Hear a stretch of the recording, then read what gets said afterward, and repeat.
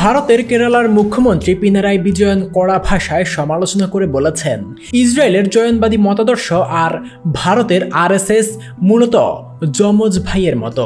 তার মতে উভয় সংগঠনই ধর্মীয় বিদ্বেষ উস্কে দিয়ে বিভেদ সৃষ্টি করে এবং রাজনৈতিক ক্ষমতা টিকিয়ে রাখতে জনগণকে ব্যবহার করে।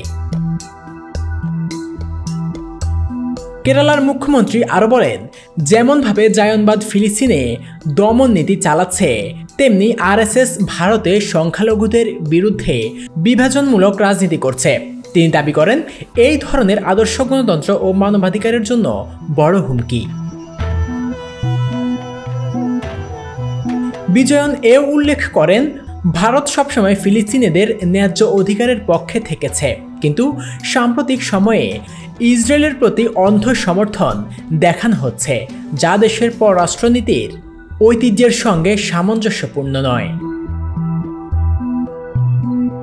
রাজনৈতিক বিশ্লেষকরা মনে করছেন, মুখ্যমন্ত্রীর এই বক্তব্য কেবল রাজ্য রাজনীতিতেই নয়, বরং কেন্দ্রীয় পর্যায়েও নতুন বিতর্কের জন্ম দেবে। একই সঙ্গে এই ইসরায়েল প্যালেস্টাইন ইস্যুতে ভারতের অবস্থান নিয়ে প্রশ্ন তুলবে।